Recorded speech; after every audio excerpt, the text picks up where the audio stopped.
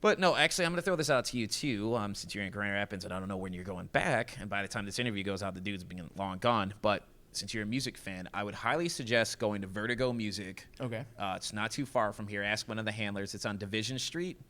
I mean, I'm pretty sure you wouldn't be able to. Well, it's open till like 8 today. But Vertigo Music. Vertigo Music's got an excellent selection. It's locally owned. You got punk, metal, all sorts of music in there. Nice.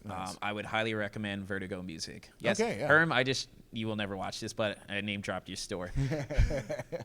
Actually, I'll just skip over a few questions and as we're wrapping this up because I don't want to keep you for too long. Cool, right on. Why are you a World War II enthusiast? I grew up watching, old World War II movies with my dad. Mm-hmm.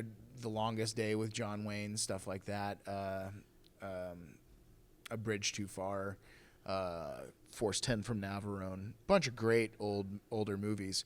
And I always found it interesting because I'm a diehard Star Wars fan. Return of the Jedi was the first movie I ever saw in a theater. For the next year, I would not respond to anything other than Luke. And so I think part of it is because I loved Star Wars so much. So much of the iconography for the Empire is based around fascist concepts and imagery. So you start, especially when you see like Grand Moff Tarkin and the other officers, not the stormtroopers, but they're called stormtroopers. Guess who else was called stormtroopers? It's all tied into Nazi Germany and stuff like that. Yeah, the Nazis. So I already had this vague understanding of this army of evil and all that stuff, and it was already fascinating to me.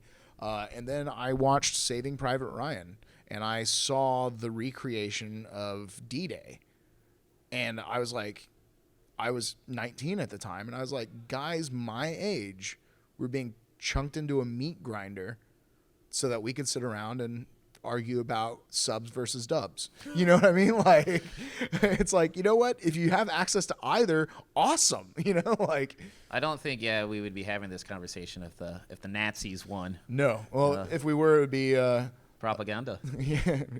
Wie heißt du? Ja, ich heiße Tyson Rinehart. Wie geht's? Ja, gut. Und dir? Danke. Wunderbar. Wunderbar. Ausgezeichnet. That is about besides 9, is about the... That's an important one to know. Yes. Yeah.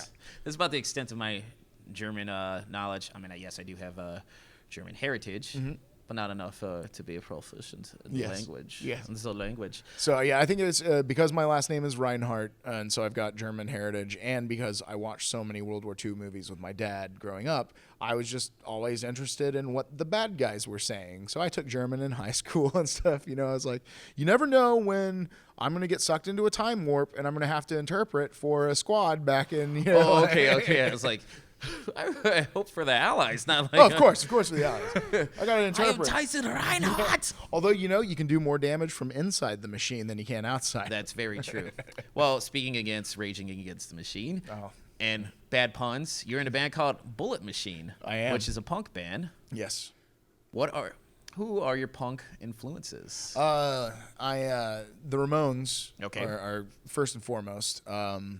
As far as the sound for Bullet Machine, there's a couple bands. Ramones is an easier one, but to really start laser focusing it, there's a band called the Riverdales. Okay. And they're really Ramones-y. It was basically, there was a band called Screeching Weasel that I'm a big fan of. Yes, I know the logo for that. Right. So I'm a big fan of Screeching Weasel, and one of the bassists and Ben Weasel, who's the vocalist for Screeching Weasel, they started the Riverdales because they wanted to do even more original old school 70s punk stuff than what they were doing with Screeching Weasel, which was more of the early 90s skate pop punk kind of stuff. Yes. Would that be like MXPX as well? Yeah, MXPX is definitely in the same wheelhouse. And so like the Riverdale started to get to more of that pure original 76 sound, and so I really dug that. It was also the way our band works is we've got 2 vocalists. Okay. So I'll sing half the songs, and then my bassist Rob will sing the other half of the songs.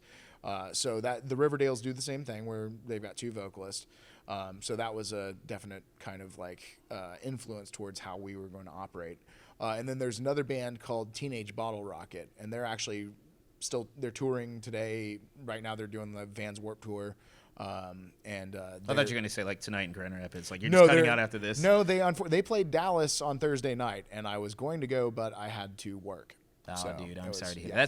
That's what really sucks. Is like there's a concert, especially like if you're as musically inclined as I am, that loves bands, and you have to miss out on a show because of work. That's the worst. Yep.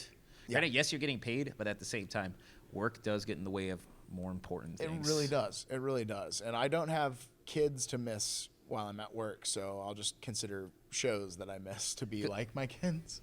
Because I was going to ask, like, if Bad Brains or the Misfits were actually influences. Yeah, band in D.C. My original band, my very first band was called the Tommy Guns, and it was a World War II themed punk band. Okay. So all our songs are about killing Krauts. All our songs are about, Tiger tanks and Spitfires. So that was definitely halfway split between the Ramones and the Misfits. Okay. Ramones in sound, Misfits in how we present ourselves, because the Misfits are one of the most perfect theme bands of all time. And they actually recently got back together with Jerry Only and Glenn Danzig. Yeah, that's interesting. That's a big thing. Those two have not been on good terms for a long time. I wonder if it's financially based, though. Like, who was the first person, like, dude, honestly, all right, we'll make a lot of money on this? I would guess Danzig. You think so? I think so. Jerry Only's been touring with the Misfits for the last 30 years, and he keeps going. Glenn, did you want to get together and do something? Yeah. Well, since you've obviously you've played many shows, have you had any Spinal Tap moments? Yeah. There's been a few, and I'm gonna go ahead and kind of split the line of where truth exactly and who was involved. Oh, okay. And just kind of combine some people okay. and stories.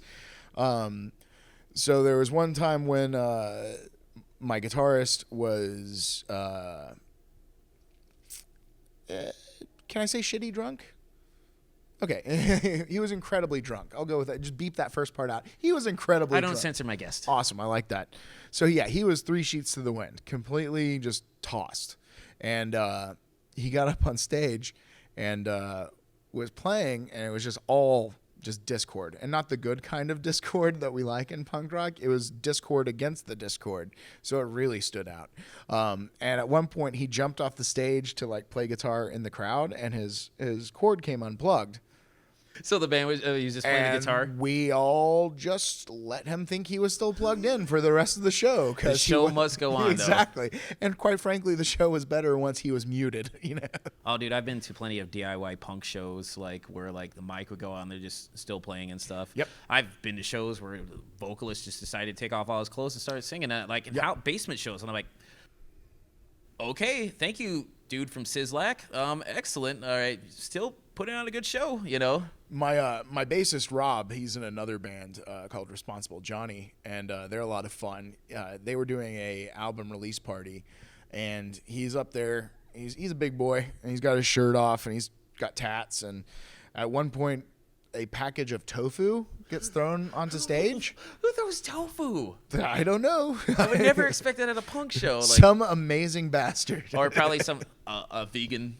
Probably, yeah. Well, they do. Nothing poke against you some fun vegans, but right. I used to have a lot of friends in the DIY scene who were extreme vegans and stuff like that. So I would not Satan and tofu. Right. We have a lot of vegan friends as well, but we like to give them some good-natured ribbing. But who brings tofu to But a yeah, punk somebody show? Tossed a package of tofu up on stage in the middle of the song, and Rob just took it, opened it up, grabbed the tofu, and crammed it down into his crotch, and just keeps singing it while just smearing tofu all over his junk. And to this day, it's one of the most amazing things I've ever seen. To the point that they were not allowed to come back to the venue for quite some time because tofu had been completely osmosis ground into the carpet on stage and into the little holes in the monitor speakers. Dude. It was just everywhere. Oh no, that's rough. Yeah, so it was kind of you'll be back here once we've cleaned up and forgotten that it was you that made us have to do all this cleanup. Well, as we're wrapping this up, what are the names of your albums for Bullet Machine? The very first Bullet Machine album is Initiate Plan Z, which is a line from the film Gamera, where the nations of the world decide the only way to deal with this giant turtle destroying everything is to basically do one of those like box stick trap kind of things on top of a rocket ship. And that's Plan Z. And so they capture him in this little dome, and then a rocket ship blasts him off into outer space. Yeah, but doesn't Gamera be able to pull on his legs and shoot out? Yes, and he will spin around and use like his own So when leg the rocket jets. thing would be... It's like he does come back. So obviously your rocket ship ain't enough to stop Gamera. And so Gamera is one of the opening tracks on Initiate Plan Z. And then we've got... then that's a full-length LP. And then we've got an EP that followed up with that called Redshirt Revenge. And that is that's an EP, 4 songs about the original series of Star Trek. With an excellent cover of Kirk. Yes. On the front. Yes. Doing his trademark. God! Well, if people wanted to check out more about you online, where can they find you? I'm on Twitter. I'm Attack on Tyson. And then there's Facebook, Tyson Rinehart, voice actor. And then there's Bandcamp pages for Bullet Machine. And there, I believe, is also Bandcamp pages for Smokestack Lightning, which is a more Led Zeppelin-y kind of project that we've got going on. That's very, very, very on the back burner. I was trying to find stuff for it. I really couldn't. Yeah, I may have to track it down and send it in a link to this or something. I do research on people. Yes, I am very, very pleased with the research that you did do because we're having an actual conversation. Those are the best interviews that I feel for myself, and because we're both the same age, we both have similar backgrounds, especially like an interest. So this, I know I was taking up a lot of your time, but this has just been very enjoyable. It has been enjoyable. I could go another couple minutes if you want. Well, fine. I'll throw out a question to you then. Cool. Obviously, you were in the Final Fantasy VII Machinabrigded. Yeah. What was your thoughts on that? That seemed fun. You got drugs? You want some drugs? Just drugs, dude. Yeah, I'm a fan of Team 4-Star. A lot of folks don't know that Team 4-Star actually is on relatively decent terms with a bunch of the Funimation folk. There are definitely the legal aspects of them using a property we have licensed, yada, yada, yada. I don't care about that stuff. That's somebody else's job. These guys are funny, very capable young men, and they do some great work. And they were like, so we're going to be doing Final Fantasy VII, kind of in the parody style we've been doing. And I was like, that sounds brilliant. And they're like, would you be interested? Yes, I would. Wherever you need me, man. Well, you're how they pitched that approach. Well, you're gonna be selling drugs. It's like, who, me? Nothing but drugs. Well, fair enough. Did you have any favorite video games? Oh yeah. Where to start? Did you ever play ActRaiser? Yes, for the Super Nintendo. Yeah, dude. That game was awesome. That game was the bomb. ActRaiser 2? Especially, I didn't like the jump mechanics, like you're doing an arc, and I was I can't. No, I just need the straight up and down. If I'm going to do an arc, I'll push left on the... ActRaiser, that game, that was like one of the first Super Nintendo games I had. Early Super Nintendo, yeah. And I'm surprised that never came back up again. That game blew my mind. It was part Wizards and Warriors side-scrolling slasher, and Civilization, and part Civilization populous like City Maker, and the City Maker was my favorite part. Like, I just loved doing that stuff. I've always been a big fan of strategy and sim games. So like SimCity I enjoyed when I was a kid, and SimCity 2000 and yada yada yada. But yeah, I've been playing a lot of Europa Universalis 4. Okay, recently it's on Steam. It's a summer Steam sales on summer right now. sale. All the money I make in the next few days will be going towards Steam. Dave, take my money. Yeah, just take it. But yeah, Europa Universalis 4 is a really cool thing where you can pick basically any nation that existed in 1440 and play as them until 1821, and you can completely reshape how the world looks today by your actions. So like, you can play as the Ottoman Empire, and you can be like, cool, I'm going to roll all the way up into Russia, or I'm going to roll across North Africa, or whatever. And one of my favorites is to play as Spain and be like, time to conquer the new world, and then just go and completely reset how the Americas look from then on. It's really interesting, and it's very in depth. Did you throw in a random Inquisition? Those things will pop up because no one ever expects them. Nobody expects the Spanish Inquisition. But we do share a love for Excel Saga. Oh yes. Have you seen Puni Poemy? I have not, but I have been told I need to. You need to see that because it's one of the most random things. Like if you thought like this last episode of Excel Saga when they went all out with like the most random stuff and like I cannot believe this is happening. Like Puni Poemy is just, I think it's like 2 episodes or 4 tops. Really? Yeah, and that's by Nabashin. Yeah, I love Nabashin. So I would highly recommend checking out Puni Poemy because that. Right. I think the only crossover character is Nabashin, but it's weird and it's funny. Honestly, I think pretty much every show could use a Nabashin cameo, especially if he pulls like an M60 out of his fro and just starts going to town. Oh my God, I loved Pedro. Like years ago, I thought I used to have an afro, and I was like, if I really slim down, really skinny, so you could see my ribs and just tanned a little bit, I could be Pedro from Excel Saga. It's not that hard to go no. You know? Exactly. All right, and final question. What would you like to say to your fans? Hello. So smooth. You are loved. You are awesome. Unless you're not, and then you should know. But then don't listen to them. Fight against it. Be everything you can be, and don't lie about who you are. All right, folks. This is Joe from MIGeekScene with Tyson Rinehart of Bullet Machine. I'm going to plug your band one last time. Thank you. Yes. Yeah, definitely. Actually, if you like punk music, check out his band. I am a fan of punk music. Otherwise, I wouldn't listen to it for research. Like, oh, so you play the guitar? And what's that like? What setting do you normally use for that? Have you played Freebird? Oh. Oh, that's my real message to you.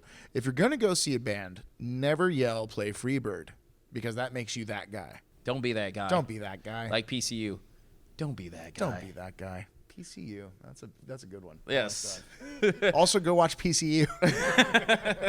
Well, folks, this is Joe from MIGeekScene with Tyson Rinehart at JAFAX 2016. Take it easy.